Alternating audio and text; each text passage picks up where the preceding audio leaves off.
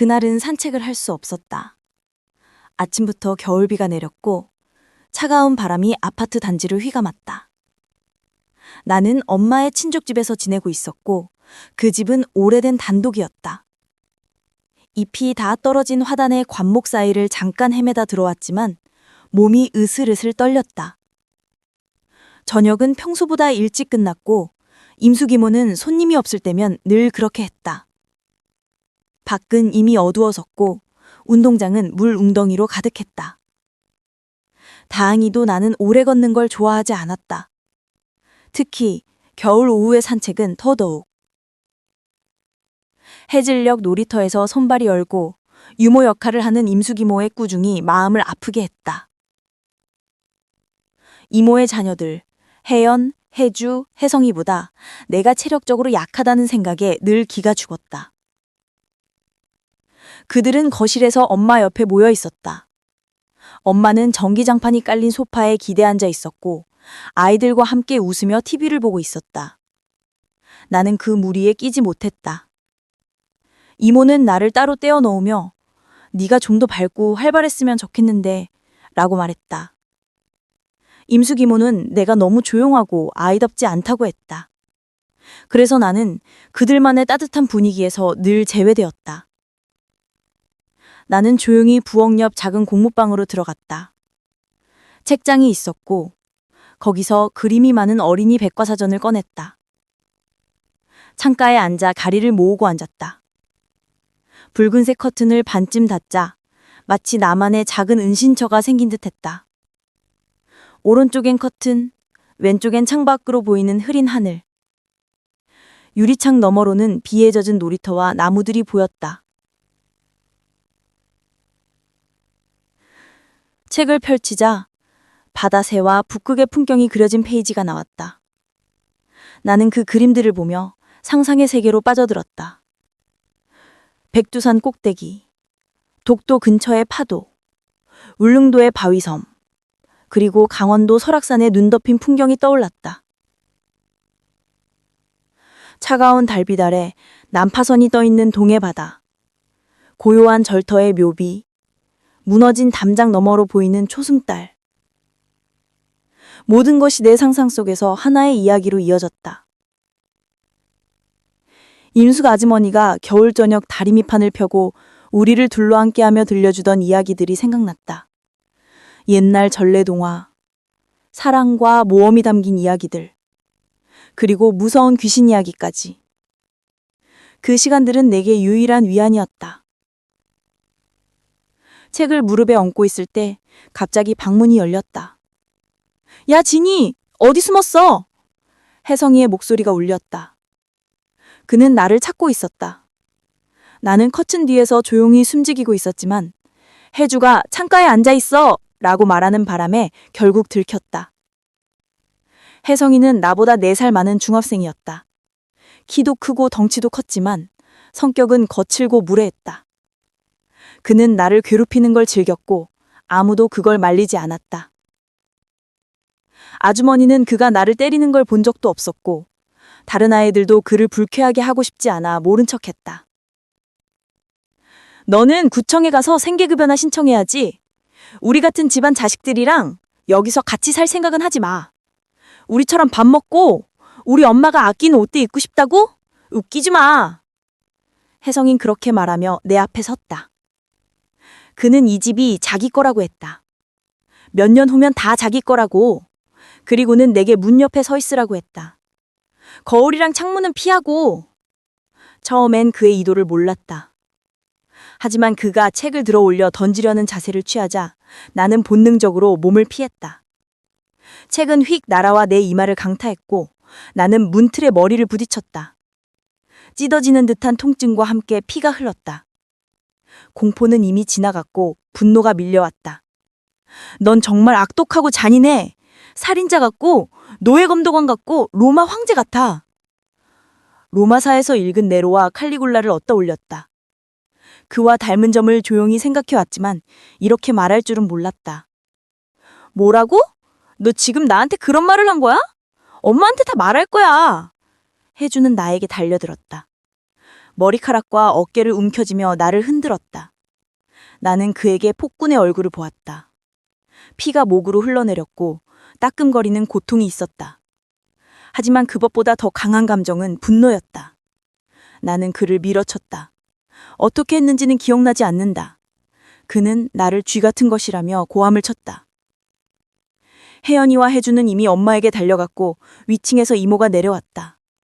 이모부도 뒤따라왔다.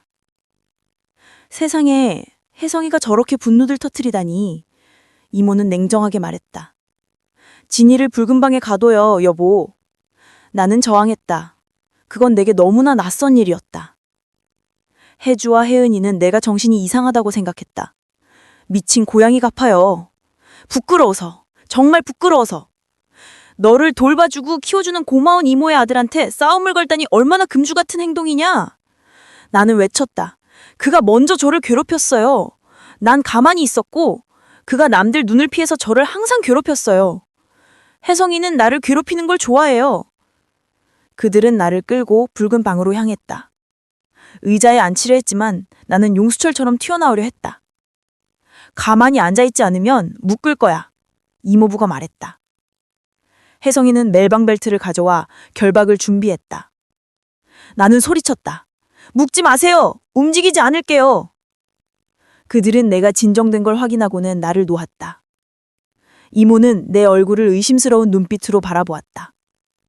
전에는 이런 적이 없었네. 항상 조용하기만 했지. 걔는 음흉한 아이예요.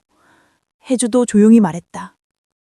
우리 부모님은 널 돌봐주시는 분이야.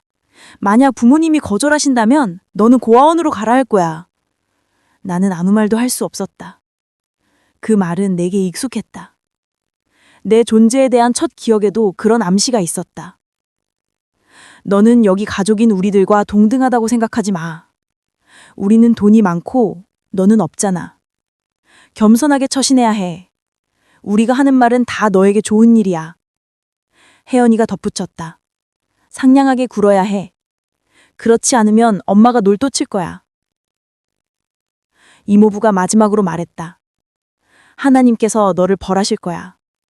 짜증을 부리는 사이에 죽을지도 몰라. 그들은 문을 잠그고 나갔다. 붉은 방은 오래된 저택의 사장 칸감 같다. 평소에는 아무도 사용하지 않았다. 붉은색 커튼이 들여진 침대, 진홍색 카펫, 어두운 옷장과 밝은 안닥창제 있었다. 이 방은 할아버지가 세상을 떠난 곳이었다. 그 이후로 음울한 신성함이 이 방을 지켜왔다. 나는 대리석 벽난로 옆에 낮은 소파에 앉았다. 침대는 높이 솟아 있었고 창문은 은은한 빛을 내뿜었다. 문이 잠겼는지 확인하려다 거울 앞을 지났다. 거울 속 내 모습은 현실보다 더 차갑고 어두웠다. 그곳엔 팔팔한 백지와 번뜩이는 눈을 가진 형체가 있었다. 마치 요정과 드라곤이 섞인 유령 같았다. 나는 의자로 돌아갔다. 미신이 나를 사로잡았지만 아직 굴복하지 않았다. 내 피는 뜨겁게 달아올랐고 반란을 일으킨 노예의 기운이 나를 지탱했다. 나는 현실에 움츠러들기 전에 밀려오는 회고적 생각을 억눌렀다. 혜성이의 폭력은 날마다 반복됐다.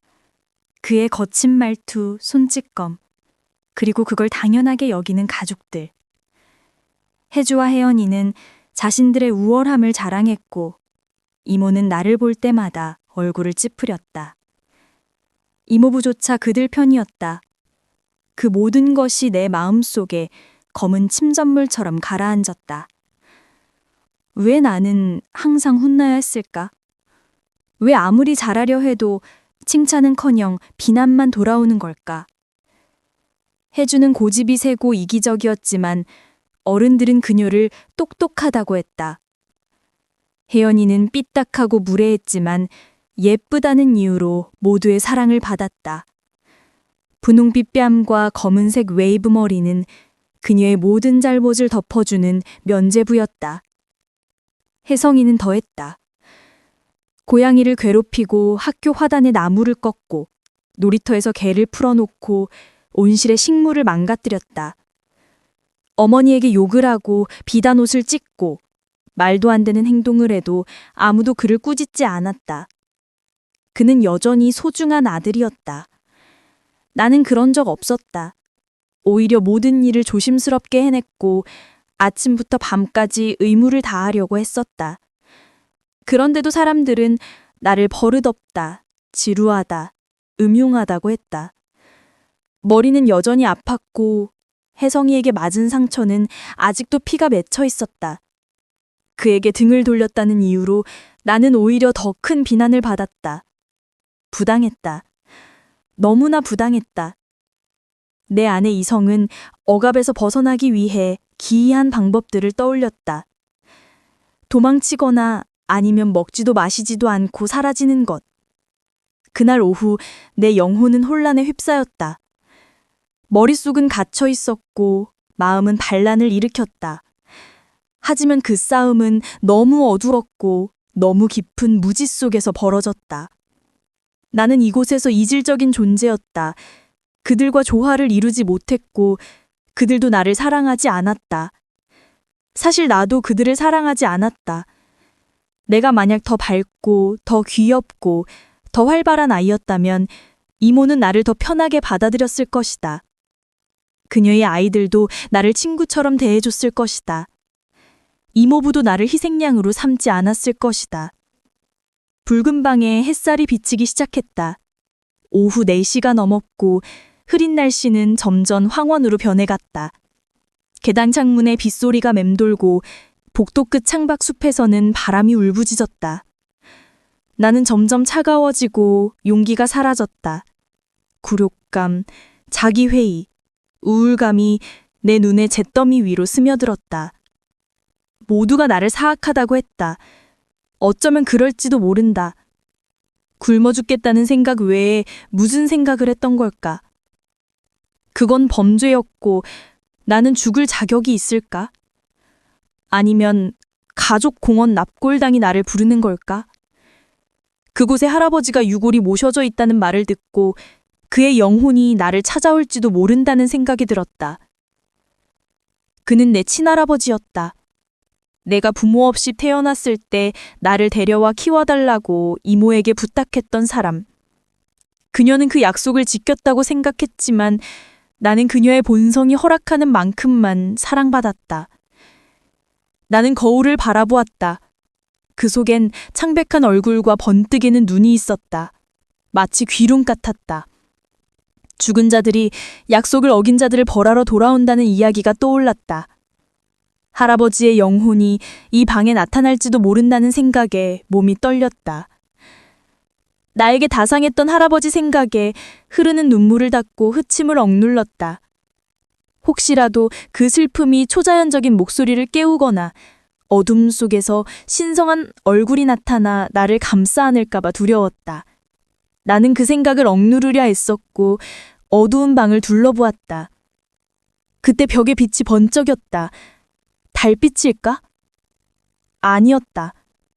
그 빛은 누군가가 들고 온 손전등의 섬광이었다. 심장이 쿵쾅거리고 머리가 뜨거워졌다. 무언가 다가오는 것 같았다. 나는 문으로 달려가 자물쇠를 흔들었다. 복도에서 발소리가 들렸고 열쇠가 돌아가자 삼촌이 들어왔다. 진이야, 괜찮아. 정말 끔찍했어요. 날 여기서 나가게 해주세요. 제 방으로 보내주세요. 나는 외쳤다. 무슨 일이 있었던 거야? 다쳤어? 왜 여기 갇혀서 벌을 받는 거야? 혜성이가 나를 때리고 괴롭혔는데 내가 혜성이를 괴롭혔다는 누명을 쓰고 여기서 벌 받는 거예요. 이모는 옆에 있다. 그녀는 단호하게 말했다. 이 아이는 속임수를 쓰는 거야. 아이들에겐 그런 건 통하지 않아요. 1시간 더 이 방에 있어야 해. 완전한 반성과 뉘우침이 너를 이곳에서 풀어주는 조건이야. 그날 후 그곳에서 풀려난 나는 악몽을 꾼 듯한 느낌이었다. 눈을 떠자 창문 너머로 붉은 섬광이 번쩍였고 철제 난간이 교차하며 벽에 그림자를 들였다. 멀리서 들려오는 확성기 소리와 바람에 휩쓸린 듯한 텅 비어만 목소리가 내 생각을 뒤흔들었다. 그날 대학생들의 메모가 벌어진 날이었다. 나는 호기심에 혜성이를 맞아서 다친 상처도 잊은 채 바깥에서 한참을 헤매다 누군가 내 손을 잡아주는 걸 깨달았다. 그 손길은 어릴 적 어머니가 잡아주던 기억보다 더 따뜻했다. 내 손을 잡고 막내 이모는 내 방으로 데려가 베개에 머리를 눕히고 조용히 속삭여 주었다. 밖은 위험하니 나가지 마라. 이 말에 마음이 조금씩 진정되었고 붉은 빛이 아이방 촛불에서 새어나온 것임을 깨달았다. 전기가 끊긴 밤, 테이블 위에는 촛불 하나가 켜져 있었다. 방 한쪽엔 막내 이모, 이 집에서 유일한 내 편이 내 손을 붙잡고 내 침대 곁에 있었고, 낯선 신상은 내 옆장 의자에 앉아 있었다. 그는 동네 약국을 운영하는 김 씨였다.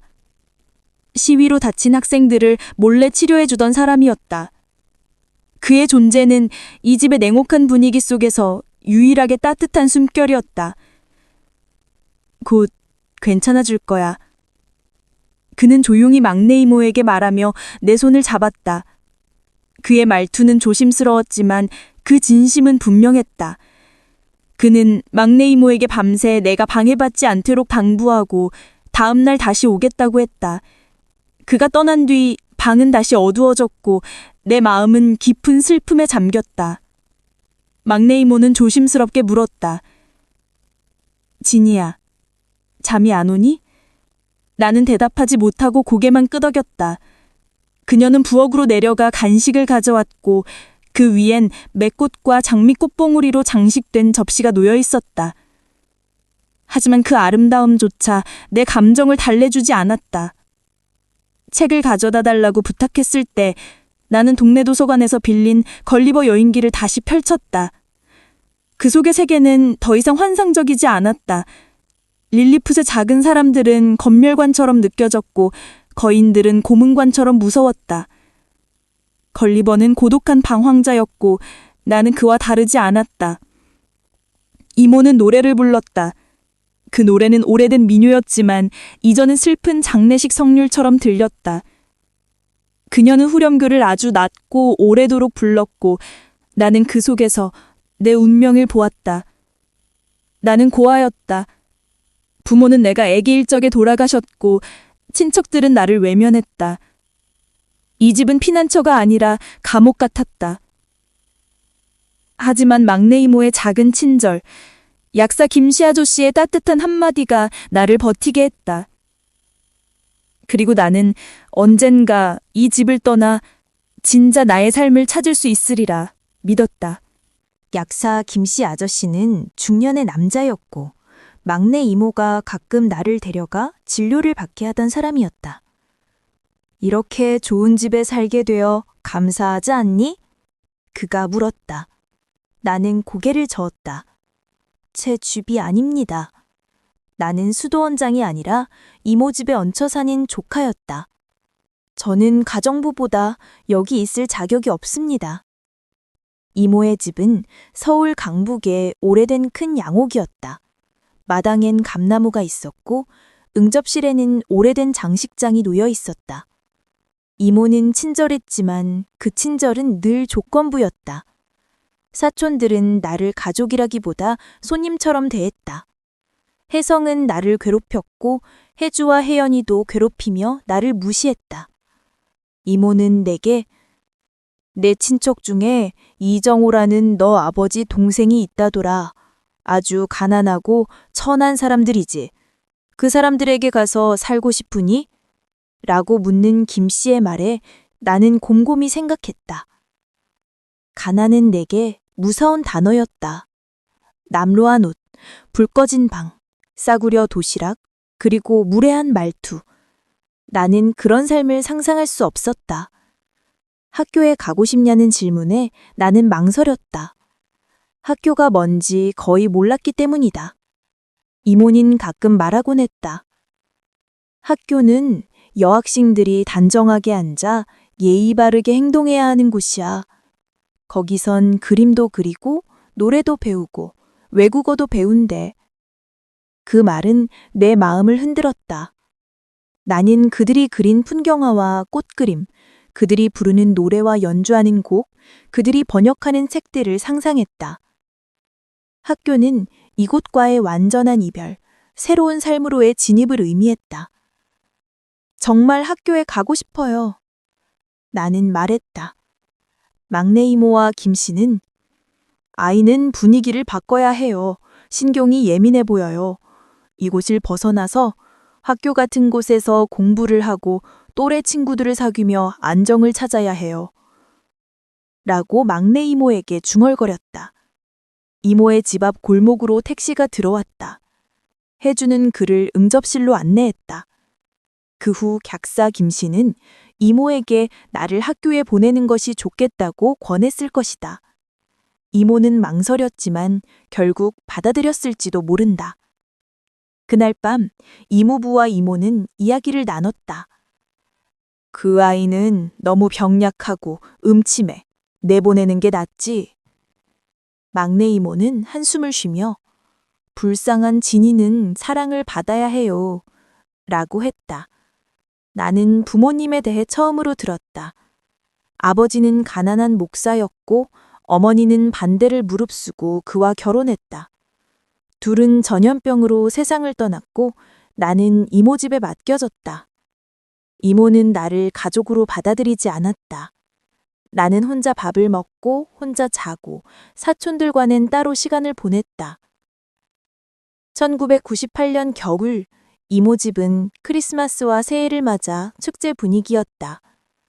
사촌들은 좋은 옷을 입고 응접실로 내려갔고 나는 계단 꼭대기에서 그 모습을 지켜보았다. 피아노 소리, 유리잔 부대찌는 소리, 웃음소리. 나는 그 모든 것에서 배제되었다. 내 작은 방에서 나는 인형을 무릎에 올려놓고 앉아 있었다. 그 인형은 내 유일한 친구였다. 나는 그것을 살아있는 것처럼 사랑했다. 잠옷에 접어줬지 않으면 잠을 잘 수 없었다. 막내이는 가끔 음료와 케이크를 가져다 주며 내 옷을 입혀주고 잘 자, 진이야. 이러고 인사했다. 그 순간만큼은 막내 이모가 세상에서 가장 따뜻한 사람이었다. 큰 이모는 이제 나를 하녀처럼 부려먹었다. 방을 치우고 의자에 먼지를 털고 창틀에 낀 때를 닦게 했다. 나는 창문에 서리꽃이 핀 유리창에 숨을 불어넣고 마당을 내다보았다. 그곳은 겨울 아침의 매서운 기운으로 모든 것이 고요하고 굳어 있었다. 문지기의 오두막과 골목길이 보였고 그 위로 은색별의 서리가 내려앉아 있었다. 그때 대문이 열리고 검은색 그림자가 들어왔다. 초인종이 요란하게 울렸고 낯선 손님이 도착했다. 나는 무심하게 그 장면을 바라보다가 창틀에 앉은 배고픈 참새에게 빵 부스러기를 흩뿌렸다. 막내이가 방으로 위쪽으로 뛰어 올라왔다. 진이야, 앞치마 벗고 손 씻었어? 그녀는 내 손을 끌고 세면대로 가서 비누와 수건으로 얼굴과 손을 문질렀다. 그리고 머리를 빗고 앞치마를 벗긴 뒤 아침 식사실에서 누가 기다리니 얼른 내려가. 나는 복도를 따라 천천히 내려왔다. 아침 식사실 문 앞에서 멈추어 섰다. 그 공간은 내게 낯설고 두려운 곳이었다. 문을 열고 들어가자 벽난로 옆에 앉은 큰 이모가 손짓했다. 그녀 옆에는 검은 양복을 입은 낯선 남자가 서 있었고 그는 천천히 고개를 돌려 나를 바라보았다. 이 아이가 제가 말씀드린 진이입니다. 이모가 말했다. 그는 내게 다가와 몇 살이니? 라고 물었다. 나는 10살이라고 말했다. 착한 아이니? 그는 물었다. 나는 대답하지 못했다. 이모는 그런 대화는 안 하는 게 좋습니다. 라고 덧붙였다. 그는 서울 근교에 있는 기독교 계열의 기숙사 교당이었다. 이름은 한석균. 그는 나를 앞에 세우고 말했다. 말썽꾸러기 아이는 지옥에 간단다. 지옥이 뭔지 아나? 나는 불로 가득 찬 구덩이요. 라고 대답했다. 그곳에 가고 싶으니? 아니요. 그럼 어떻게 해야 하나요? 나는 건강을 유지하고 죽지 않아야 합니다. 라고 대답했다. 그는 실망한 듯 고개를 저었다. 기도하고 성경을 읽고 마음을 바꿔야 한단다. 그는 작은 팸플릿을 내게 건넸다. 아이들을 위한 안내서라는 제목이었고 거짓말을 하다 갑자기 죽은 여인의 이야기가 실려 있었다. 이모는 그에게 말했다. 이 아이는 성격이 고약하고 사기 행각을 벌입니다. 학교에서 엄격하게 감독해 주세요. 나는 그 말에 가슴이 찢어지는 듯했다. 낯선 사람 앞에서 쏟아진 비난은 내 앞날에 어두운 그림자를 드리웠다. 교장은 고개를 끄덕이며 말했다. 우리 학교는 검소함과 겸손을 가르칩니다. 이 아이에게 딱 맞는 곳입니다. 그는 떠나기 전에 이 아이가 선택받은 특권에 감사할 줄 알기를 바랍니다. 라고 했다. 그가 떠난 뒤 이모와 나는 둘만이 남았다. 그녀는 바느질을 하며 아무 말도 하지 않았고 나는 그녀를 지켜보았다. 그녀는 50대 중반의 건장한 여자였고 얼굴은 단단하고 냉정했다. 나는 그 순간 이 집을 떠나 새로운 삶으로 나아가야 한다는 것을 직감했다. 그녀는 낮은 이마와 크고 돌출된 턱을 지녔고 입과 눈은 단정했지만 연한 눈썹 아래로는 동정이란 것 없는 눈빛이 반짝였다. 색깔은 어두운 갈색빛이었고 머리카락은 거의 백금색에 가까웠다. 병치레 한 번 없이 건강했고 집안 살림과 세입자 관리에 있어서는 완벽한 관리자였다. 자식들조차 가끔은 그녀의 권위에 반항하며 비속기만 할 뿐이었다. 그녀는 늘 잔정하게 옷을 입었고 그 존재감은 옷차림을 더욱 돋보이게 했다. 나는 그녀의 안락퇴자에서 몇 걸음 떨어진 낮은 방석에 앉아 그녀의 모습을 살폈다. 손에는 거짓말장이의 갑작스러운 죽음이라는 제목의 종교 속직자가 들려 있었고 그것은 나에게 경고로 주어진 것이었다. 방금 전 이모가 교장에게 나에 대해 한 말들이 머릿속을 맴돌았다. 이 아이는 성격이 고약하고 사기행각을 벌입니다. 그 말들은 생생하고 날카롭게 내 마음을 찔렀고 분노가 끓어올랐다. 이모는 바느질을 멈추고 나를 바라보았다. 방에서 나가서 네 방으로 돌아가렴. 그녀는 차분하지만 억눌린 분노로 말했다. 나는 일어섰다가 문으로 향했다. 다시 돌아와 창가를 지나 그녀 앞에 섰다. 말해야 했다. 너무 오래 짓밟혀왔기 때문에 이제는 되돌려줘야 한다. 나는 숨을 깊게 들이쉬고 단호하게 말했다. 저는 거짓말쟁이가 아니에요. 만약 제가 거짓말쟁이라면 이모를 사랑한다고 말했을 거예요. 하지만 저는 이모를 사랑하지 않아요. 이 세상 누구보다 이모가 싫어요. 혜성 다음으로요. 이 책은 혜주에게 주세요. 거짓말하는 건 걔예요. 제가 아니고요. 이모는 손을 멈추고 얼음 같은 눈으로 나를 바라보았다. 더 할 말 있니?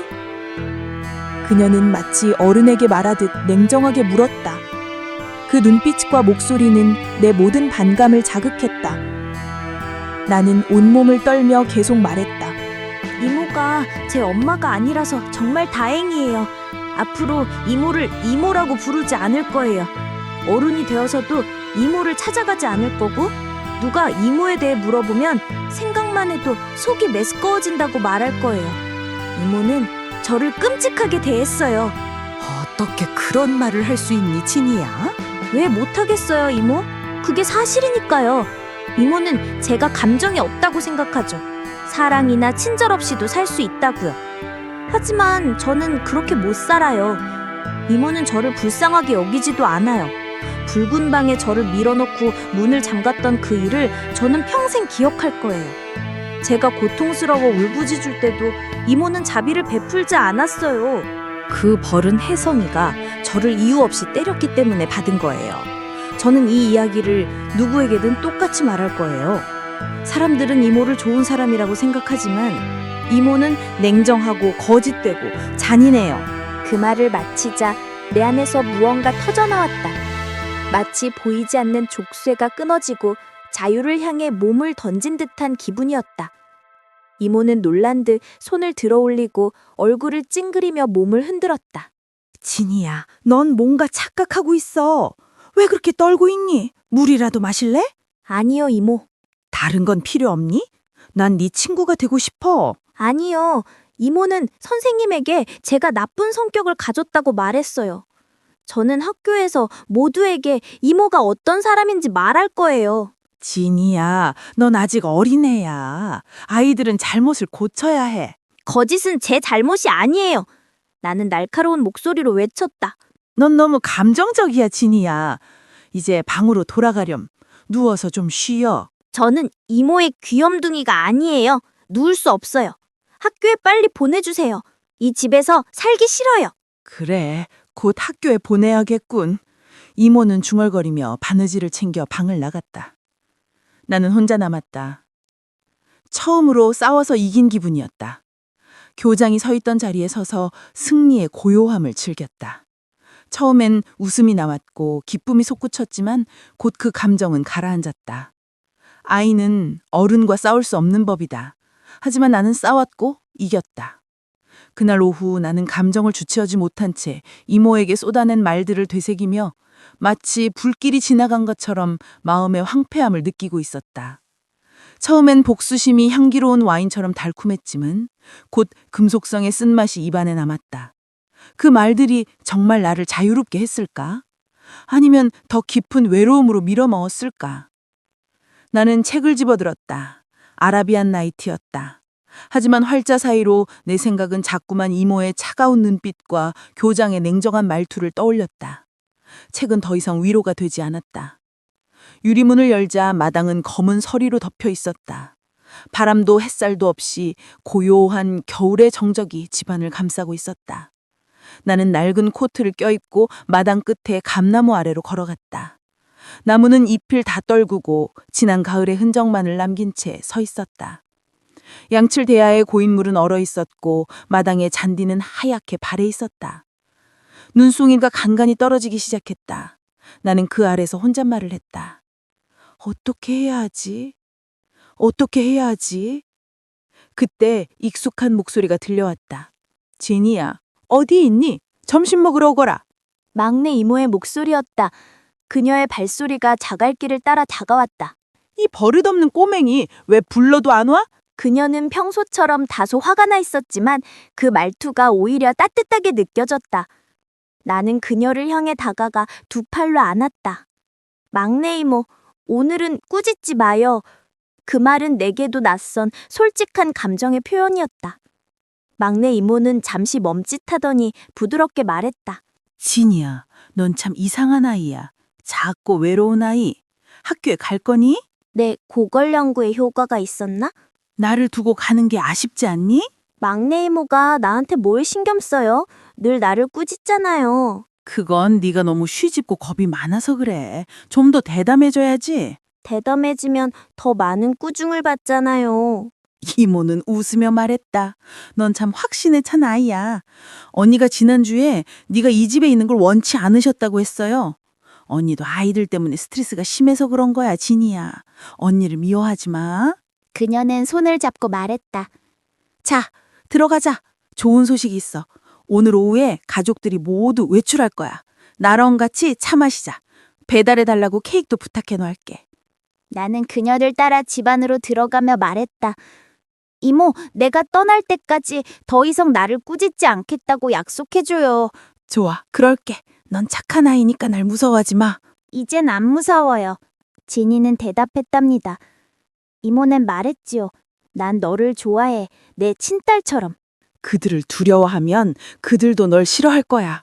진이야, 난 네가 싫은 게 아니야. 오히려 다른 사람들보다 더 좋아. 막내 이모는 웃으며 말했다. 발투가 완전히 달라졌네. 왜 이렇게 대담하고 강인해졌어? 나는 조용히 말했다. 곧 이목에서 멀어질 거니까요. 우리는 서로 껴안았고 그녀를 따라 따뜻한 집 안으로 들어갔다. 그 순간 겨울의 차가운 공기 속에서도 마음 한켠은 조금은 따뜻해졌다. 그날 오후는 평온하고 조화로웠다. 저녁이 되자 이모는 내가 가장 좋아하는 이야기들을 들려주었고 그녀의 부드러운 목소리로 옛날 민요를 불러주었다. 그 순간만큼은 내 삶에도 햇살이 비치는 것처럼 느껴졌다. 1월 19일 새벽 5시. 막내 이모는 작은 촛불을 들고 내 방으로 들어왔다. 나는 이미 일어나 있었고 거의 옷을 다 입은 상태였다. 반쯤 기울어진 달빛이 창문을 통해 들어와 내 얼굴을 비추고 있었다. 오늘 나는 게이트헤드를 떠나 강원도 원주에 있는 기숙사로 가는 날이었다. 6시에 시외버스가 집 앞 정류장을 지나갈 예정이었다. 이모는 난로에 불을 지피고 따뜻한 아침을 준비했지만 나는 긴장과 기대감에 한 입도 넘기지 못했다. 그녀는 결국 비닐봉지에 빵 몇 개를 싸서 내 가방에 넣어주었다. 그리고는 내 코트를 입혀주고 털모자를 씌운 뒤 자신도 쇼를 두르고 함께 현관을 나섰다. 큰이모 방 앞 지나며 막내 이모가 물었다. 이모님께 인사드릴래? 아니요. 어젯밤에 오셔서 아침엔 깨우지 말라고 하셨어요. 자식들도 마찬가지로. 그럼 뭐라고 했니? 아무 말도 안 했어요. 그냥 이불을 뒤집어 쓰고 벽을 바라봤어요. 그건 잘못된 거야, 진이야. 아니에요, 막내 이모. 그분은 제 친구가 아니었어요. 오히려 여기였죠. 참새들도 안녕. 나는 현관을 나서면서 속삭였다. 달은 이미 졌고 새벽은 어둡고 축축했다. 막내 이모가 들고 있던 후라씨가 녹은 눈으로 젖은 길을 비추었다. 내 이가 따닥 소리를 내며 떨렸다. 이모는 내 트렁크를 들고 따라와 내 곁에서 버스를 기다려주었다. 6시가 가까워지자 멀리서 버스의 엔진 소리가 들려왔다. 혼자 가는 거니? 네. 200km나 떨어진 곳인데 부모님은 걱정도 안 하시나 봐요. 트렁크는 버스 아래 짐칸에 실렸고 나는 막내 이모의 목을 껴안고 마지막 인사를 했다. 잘 부탁드려요. 꼭 안전하게 데려다 주세요. 부탁드립니다. 기사는 대답했다. 문이 닫혔고 버스는 어둠 속으로 출발했다. 나는 막내 이모와 집에서 완전히 떨어져 나왔다. 낯선 곳으로 미지의 세계로 향하는 여정이었다. 하루 종일 버스는 도시를 지나 산을 넘고 들판을 가로질렀다. 중간에 큰 도시의 휴고소에 정차해 승객들이 모두 내리자 나는 낯선 공간에서 누군가 들어와 나를 납치할까봐 두려웠다. 막내 이모가 들려준 이야기 속 유괴범들이 떠올랐다. 오후가 되어 흐려 안개가 끼기 시작했다. 해가 저물 무렵 우리는 산골짜기로 들어갔고 나무 사이로 바람이 거칠게 불었다. 나는 그 소리에 잠이 들었다가 버스가 멈추는 소리에 깨어났다. 문이 열리고 한 여성이 얼굴을 내밀었다. 진이라는 아이가 있나요? 네. 나는 대답했고 그녀는 나를 들어 올렸다. 트렁크가 내려졌고 버스는 곧 떠났다. 비와 바람, 어둠, 뒤섞인 그 밤. 나는 정신이 몽롱한 채 그녀를 따라 큰 철문을 지나 건물 안으로 들어갔다. 복도를 지나 난로가 켜진 방에 도착했다. 그녀는 나를 혼자 남겨두고 떠났다. 그 방은 집 응접실만큼 화려하진 않았지만 따뜻하고 편안했다. 벽에는 그림이 걸려 있었고 마호가니 가구가 반짝였다.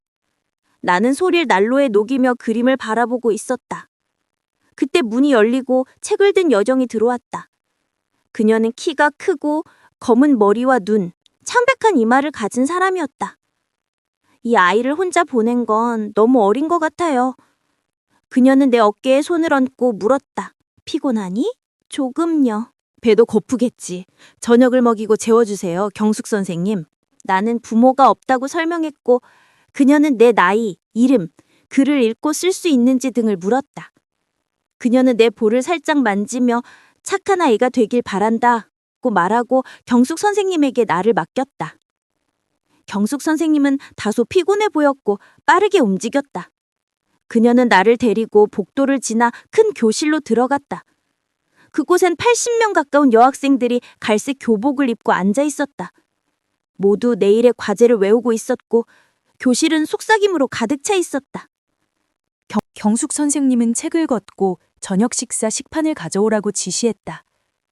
국과 물이 담긴 컵이 나눠졌고 나는 물만 마셨다. 식사 후 기도가 있었고 아이들은 둘씩 짝지어 위층으로 올라갔다. 나는 너무 피곤해서 침실이 어떤 모습인지도 제대로 보지 못했다. 오늘 밤 나는 경숙 선생님과 같은 침대를 쓰게 되었다. 경숙 선생님은 내 옷을 벗기는 걸 도와주었고 나는 침대에 누웠다. 방 안에는 침대가 길게 줄지어 있었고 각 침대에는 2명씩 아이들이 누워 있었다. 10분쯤 지나자 형광등 하나가 꺼졌고 어둠과 침묵 속에서 나는 깊은 잠에 빠졌다. 너무 피곤해서 꿈도 꾸지 않았다. 단 한 번 바람이 창문을 흔들며 몰아치고 빗소리가 요란하게 들릴 때 잠시 깼을 뿐이었다. 그때 경숙 선생님이 내 옆에 누워있는 걸 느꼈다. 다시 눈을 떴을 땐 학교 종이 요란하게 울리고 있었다. 아이들은 벌써 일어나 옷을 입고 있었고 방 안에는 희미한 수은등 몇 개만 켜져 있었다. 나는 추위에 떨며 옷을 입었고 세면대가 비기를 기다렸다. 세면대 하나에 6명이 돌아가며 써야 했기 때문에 꽤 오래 기다려야 했다. 다시 종이 울렸다. 아이들은 둘씩 줄을 지어 계단을 내려갔고 우리는 차가운 공기가 감도는 교실로 들어섰다. 경숙 선생님이 기도를 읽었고 이어 반편성이라고 외쳤다. 교실은 잠시 소란스러워졌고 선생님은 조용, 질서를 반복했다. 아이들은 4개의 반으로 나뉘어 각 반마다 책상 앞에 반원형으로 앉았다. 책상 위에는 성경처럼 두꺼운 책이 놓여 있었고 모두 손에 책을 들고 있었다. 잠시 후 작은 종이 울렸고 3명의 여교사가 교실로 들어왔다. 경숙 선생님도 4번째 책상에 앉았고 나는 가장 어린 아이들이 모인 반에 배정되어 맨 끝자리에 앉았다. 성경 구절을 외우고 성경을 1시간 동안 읽는 시간이 이어졌다. 그때쯤 창밖으로 아침 햇살이 비치기 시작했다. 4번째 종이 울렸고 우리는 식당으로 이동했다. 식당은 천장이 낮고 어두운 분위기의 큰 방이었다.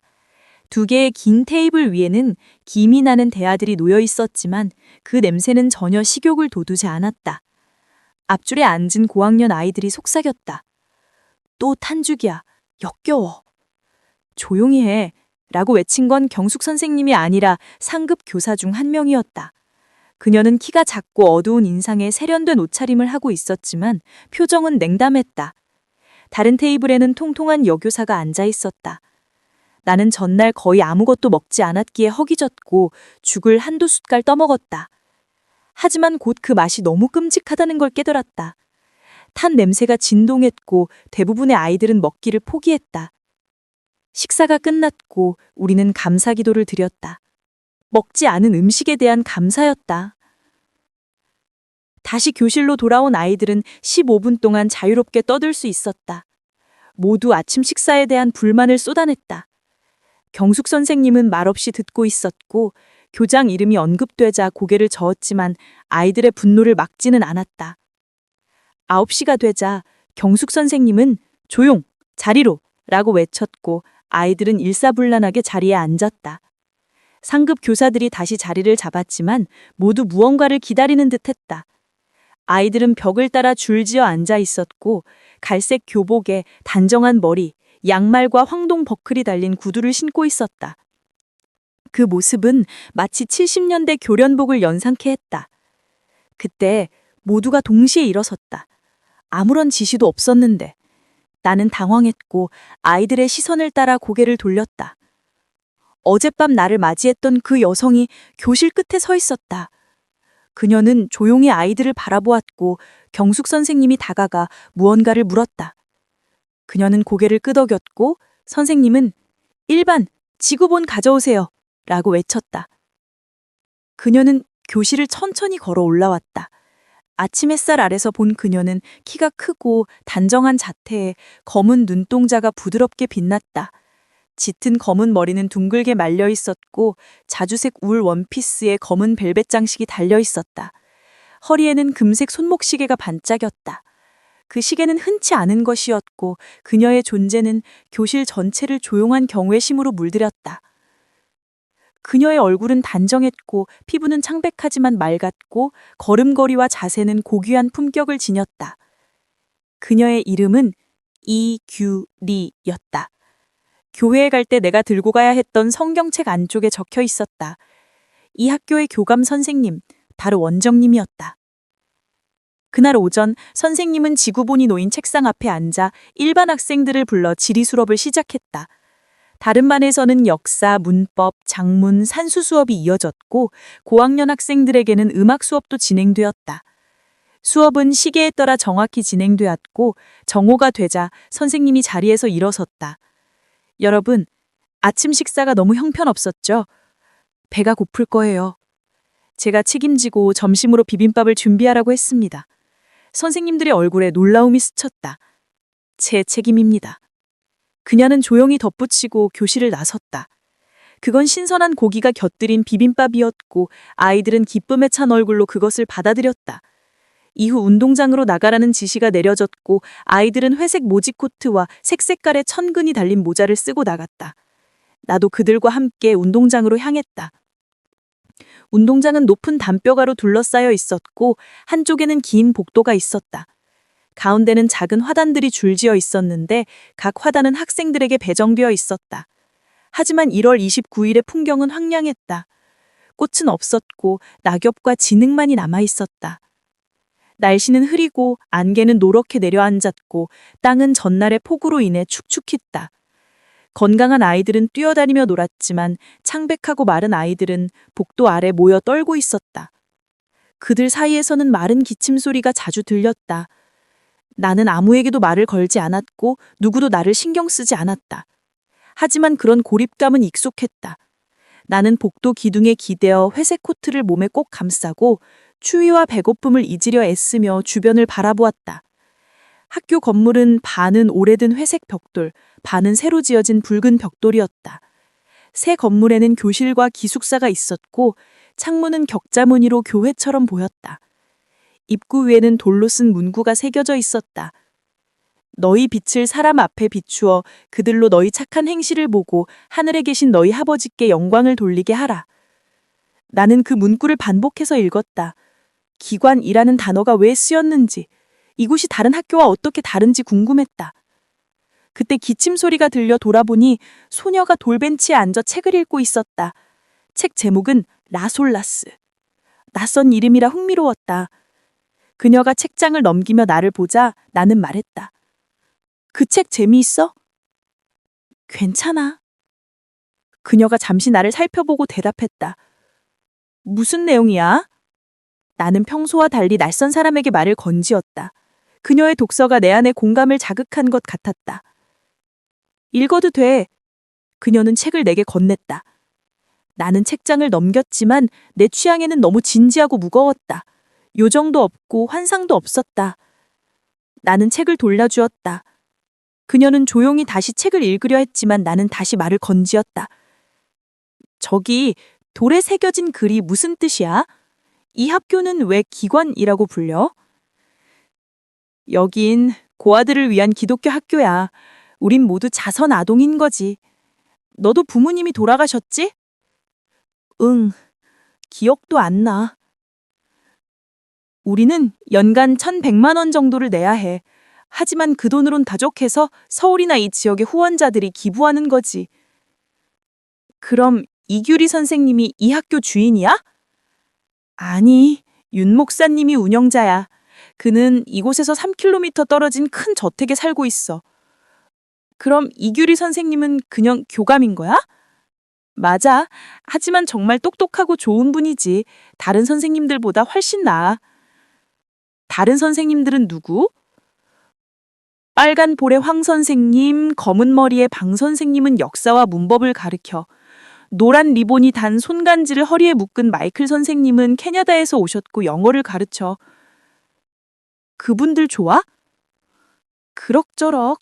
방 선생님은 성격이 급해서 조심해야 해. 마이클 선생님은 괜찮아. 하지만 이규리 선생님이 최고지. 여기 오래 있었어? 2년 됐어. 행복해? 질문이 너무 많지. 이제 책 읽고 싶어. 그때 점심 종이 울렸다. 우리는 식당으로 들어갔다. 음식 냄새는 아침보다 나을 게 없었다. 커다란 양은푼 2개에서 김이 올라오는데 냄새는 오래된 기름 같았다. 오래된 김치와 낡은 고기 조각이 섞인 김치찌개와 밥이 담겨 나왔다. 나는 가능한 만큼 먹었지만 매일 이런 식사라면 견디기 힘들 것 같았다. 오후 수업이 다시 시작되었고 5시까지 이어졌다. 그날 가장 인상적이었던 순간은 복도에서 대화를 나누던 그 소녀가 역사 수업 중 방 선생님에게 꾸중을 듣고 교실 중앙에 서게 된 일이었다. 그녀는 13살쯤 되어 보였는데 나는 그녀가 울거나 얼굴을 붉힐 줄 알았다. 하지만 그녀는 침착하고 조용히 서 있었다. 마치 벌을 받는 현실 너머에 무언가를 생각하는 듯 했다. 그녀의 시선은 바닥을 향했지만 나는 그녀가 마음속을 들여다보고 있다고 느꼈다. 그녀는 기억 속의 무언가를 바라보고 있었다. 지금 이 순간이 아닌 그녀만의 세계를. 기독교 여자 기숙학교의 혹한 속 첫 주. 오후 5시가 지나자 우리는 또 한 끼를 받았다. 작은 국이 담긴 국과 김치만 있는 반공기의 식은 밥이었다. 나는 허겁지겁 밥을 먹고 물을 마셨지만 배는 여전히 고팠다. 30분간의 자유시간이 주어졌고 이어서 자습, 찬물 한 컵과 김치국과 김치 한 조각, 식은 밥 반 공기, 기도, 그리고 취침. 이것이 내 첫날이었다. 다음 날 아침, 우리는 여느 때처럼 희미한 형광등 아래에서 옷을 입었다. 하지만 이날은 세면을 생략해야 했다. 수도가 얼어붙었기 때문이다. 전날 밤부터 북동풍이 창문 틈을 파고들었고 물통 속 물은 얼음이 되었다. 1시간 반에 걸친 성경 읽기와 기도 시간 동안 나는 얼어 죽을 것만 같았다. 아침 식사로 나온 밥은 다행히 타지 않았지만 양은 너무 적었다. 나는 그날 4반에 배정되었고 정규 수업과 과제가 주어졌다. 이제 나는 관찰자가 아닌 참여자가 되었다. 암기하는 데 익숙하지 않았던 나는 수업이 길고 어렵게 느껴졌고 과목이 바뀔 때마다 혼란스러웠다. 오후 3시쯤 방 선생님이 내게 2자 길이의 무명천과 바늘, 실, 골무를 건네며 조용한 구석에서 바느질을 하라고 했다.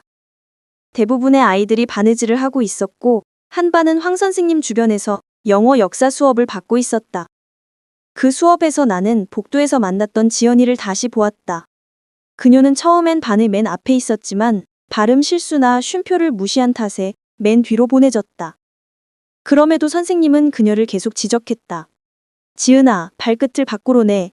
턱을 너무 내밀지 말고 고개를 들고 똑바로 서. 수업은 조선시대의 세금과 수군자금에 관한 내용이었다. 대부분의 아이들이 질문에 답하지 못했지만 지은이는 모든 질문에 정확히 답했다. 나는 칭찬받을 줄 알았지만 황 선생님은 갑자기 외쳤다. 지은아, 손톱도 안 닦았구나. 더럽고 불쾌한 아이야 넌. 지은이는 아무 말도 하지 않았다. 나는 그녀가 왜 변명하지 않는지 궁금했다. 물이 얼어 손을 씻을 수 없는데도 말이다. 그때 황 선생님이 실타새를 잡아달라고 했다. 그녀는 바느질을 하며 내게 학교 경험, 뜨개질, 자수 등을 물었다. 그녀가 내보낸 후 나는 다시 자리에 앉았고 그때 지은이가 책 보관실에서 회초리를 꺼내 황 선생님에게 공손히 건넸다. 그녀는 말없이 앞치마를 풀었고 황 선생님은 그녀의 목덜미에 회초리를 12번 내리쳤다. 지은이는 눈물 한 방울 흘리지 않았고 나는 분노와 무력감에 손이 떨려 바느질을 멈췄다. 그녀의 얼굴은 평소처럼 침착했다. 고집불통이군. 이런 게으름은 고쳐지지 않아. 황 선생님이 말했다. 지은이는 회초리를 다시 책장에 넣고 돌아왔다. 그녀의 뺨에는 눈물 자국이 반짝였다. 저녁 자유시간은 하루 중 가장 즐거운 시간이었다. 밥과 국이 생기를 되찾게 했고 교실 난로는 아침보다 따뜻했다. 아이들은 뛰놀고 웃었고 나는 혼자였지만 외롭지 않았다. 창가에서 눈이 내리는 걸 보며 귀를 기울이자 바깥 바람소리가 들렸다. 만약 내가 따뜻한 집과 부모를 떠나왔다면 이 시간은 가장 슬펐을 것이다. 하지만 나는 오히려 그 혼란과 어둠 속에 묘한 흥분을 느꼈다. 난로 옆에 무릎을 꿇고 있는 지은이를 발견했다. 아직도 라솔라스 읽고 있어? 응, 방금 끝났어. 그녀가 말했다. 나는 그녀 옆에 앉았다. 언니, 지은이가 본명이야? 응. 여기서 멀리 왔어? 북쪽 끝에서 왔어. 경기도 근처. 다시 돌아갈 거야? 그럴 수 있으면 좋겠지만 미래는 알 수 없지. 이 학교 떠나고 싶지 않아? 아니. 교육을 받으러 왔으니까 목표를 이루기 전엔 떠나면 안 돼. 근데 황 선생님은 너무 심하잖아. 심하긴 해도 잔인하진 않아. 내 잘못을 싫어하시는 거야. 내가 언니라면 저 회초리 부러뜨렸을 거야. 그랬다면 교장 선생님이 날 퇴학시켰을 게지. 난로 앞에 앉은 지은이는 조용히 책을 덮었다. 나는 그녀 옆에 앉아 마음속에 맴도는 질문을 꺼냈다. 지은이 언니, 그렇게 매를 맞고도 아무 말도 안 하는 건 너무 이상해. 난 그런 걸 못 참아. 누가 날 이유 없이 때리면 난 반드시 되갚아줘야 한다고 생각해. 지은이는 고개를 숙인 채 말했다. 그건 네 주변 사람들에게 큰 슬픔이 될 거야. 네가 참을 수 있는 고통을 참지 못하고 충동적으로 행동하면 그 결과는 너만이 아니라 너를 사랑하는 사람들에게도 영향을 미쳐. 하지만 지은이 언니, 교실 한가운데서 벌을 받는 건 너무 수치스러워. 언니는 나보다 훨씬 나이가 많잖아. 난 그런 걸 못 견딜 것 같아. 그래도 견뎌야 해. 피할 수 없다면 받아들이는 게 의무야. 못 견디겠다는 말은 약하고 어리석은 말이야. 나는 그녀의 말을 이해할 수 없었다. 그녀가 고통을 받아들이는 방식은 내 눈엔 너무 낯설고 너무 이상했다. 하지만 그녀는 마치 내가 보지 못하는 빛으로 세상을 바라보는 것 같았다. 어쩌면 그녀가 옳고 내가 틀렸을지도 모른다는 생각이 들었지만 나는 그 생각을 깊이 파고들지 않았다. 언니, 자신에게 결점이 있다고 했지. 하지만 내 눈엔 정말 좋은 사람이야. 겉모습만 보고 판단하지 마. 난 정말 덤벙해. 물건을 제자리에 두지도 않고 규칙도 자주 잊어버려. 수업 시간에 공부 대신 책을 읽기도 해. 체계적인 걸 싫어하고 때로는 너처럼 이건 못 참겠어 라고 말해버려. 그래도 황 선생님은 너무 심해. 잔인하잖아. 지은이는 그 말에는 대답하지 않았다. 대신 경숙 선생님의 이름이 나오자 그녀의 얼굴에 부드러운 미소가 번졌다. 경숙 선생님은 정말 좋은 분이야. 누구에게도 엄하게 대하고 싶지 않아 해. 내 실수를 부드럽게 알려주고 잘한 일이 있으면 아낌없이 칭찬해줘.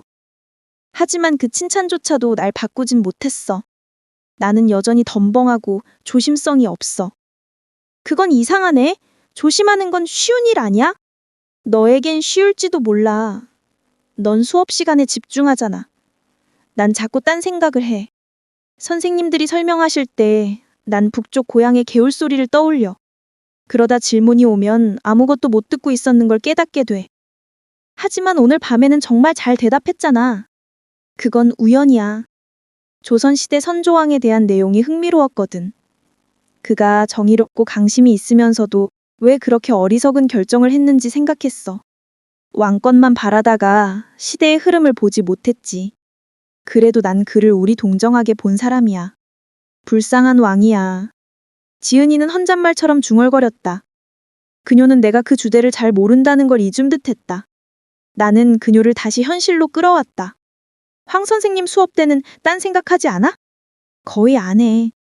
선생님 말씀은 내 생각보다 새롭고 듣고 싶은 정보가 많아. 그럼 황 선생님 앞에선 착한 아이가 되는 거네? 그냥 따라가는 거야. 노력하지 않아도 자연스럽게 그렇게 돼.